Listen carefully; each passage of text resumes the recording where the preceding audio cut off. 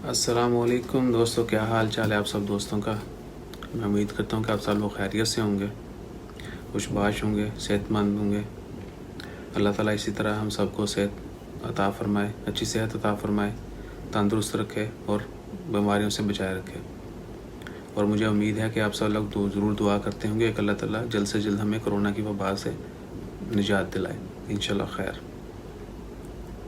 दोस्तों, बात शुरू करने से पहले मैं रिक्वेस्ट करता हूँ आपसे कि आप हमारे चैनल को सब्सक्राइब करें। इंशाल्लाह इसी तरह हम आपके साथ टाइम पर जो है वो ख़बरें शेयर करते रहेंगे।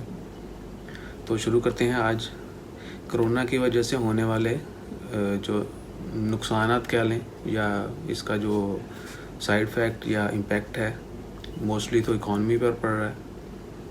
पूरी दुनिया की जो इकॉनमी है, मईशत जो है वो तबाह होकर रह गई है।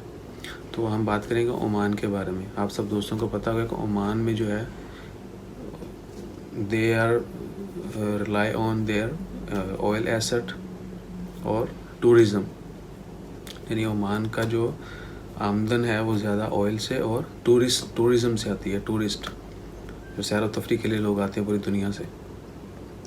तो ओमान में अब तक जो है सिर्फ होटल्स, यानी जब से लॉकडाउन हुआ है ऑलमोस्ट 2 मंथ नाउ, सिर्फ होटल्स को जो है 122 मिलियन डॉलर जो है 122 मिलियन डॉलर जो है यानी 12 करोड़ डॉलर जो है उसका नुकसान हो चुका है सिर्फ 2 महीने के अंदर। And it's very big amount. आप सोचें, सिर्फ होटल्स की जो शोबा है उसको इतना नुकसान हुआ है, जबकि बाकी जितनी भी मार्केट्स बंद पड़ी हैं वो अंदाज़ा लगाएं तो कहाँ तक बात पहुँचेगी। हर इंडिविजुअल, हर एक शख्स, हर एक सिंगल बंदा जो है वो इसका शिकार हो रहा है। तो बहुत मुश्किल वक़्त है, लेकिन हमें इस घबराना नहीं है।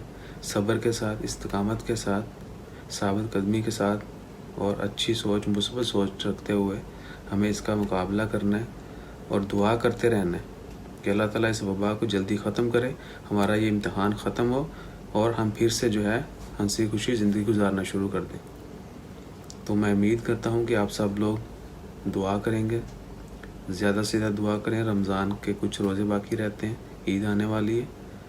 इबादत ज़्यादा से ज़्यादा करें, ज़्यादा से ज़्यादा दुआ करें उन तमाम लोगों के लिए जो किसी भी मुश्किल का शिकार हैं और उन तमाम लोगों के लिए जो किसी भी मर्ज़ के में मुब्तला हैं। अल्लाह ताला सबकी मुश्किलात आसान फरमाए, तमाम मरीज़ों को सेहत और शफ़ाए कामिला अता फरमाए। ज़रूरतमंदों का ज़रूर ख्याल रखें। हमें मिलजुल कर जो है आगे बढ़ना है, क्योंकि मुश्किल वक़्त है, हर किसी के ऊपर है, लेकिन हम मैनेज कर सकते हैं। तो जो दोस्त अहबाब इस्ताअत रखते हैं वो ज़रूर अपने इर्द गिर्द लोगों का ख्याल रखें। लोगों की जो ज़रूरियात हैं ज़िंदगी की वो ज़रूर पूरी करें। अल्लाह ताला हमारी ज़रूरत पूरी करने वाला है। तो इस कामिल यकीन के साथ कि हम इंशाल्लाह सुरखरू होंगे और अल्लाह ताला हमें जल्द इस वबा से बचाएगा और अच्छी जो हैं खुशियाँ हमारी मुंतज़िर हैं। तो खुद को प्रिपेयर करें, ज़रूरतमंदों के काम आएँ, ज़्यादा से ज़्यादा अपना ख्याल रखें। कहीं भी बाहर निकलें ज़रूर सेफ्टी मेजर्स को फॉलो करें, क्योंकि ओमान में ईद की गैदरिंग जो है वो अलाउ नहीं है, नमाज भी नहीं होगी, किसी किस्म की पार्टी गेट टुगेदर नहीं है। तो कानून को कानून को यानी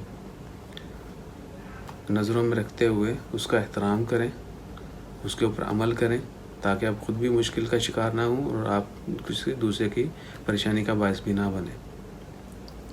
तो दोस्तों, उम्मीद करता हूँ कि आप सब लोग ज़्यादा से ज़्यादा दुआ करेंगे, अल्लाह के हुज़ूर गिड़गिड़ाएं। इंशाल्लाह खैर, हर चीज़ अल्लाह के हाथ में है, अल्लाह ताला के रज़ा से ही हर चीज़ होनी है।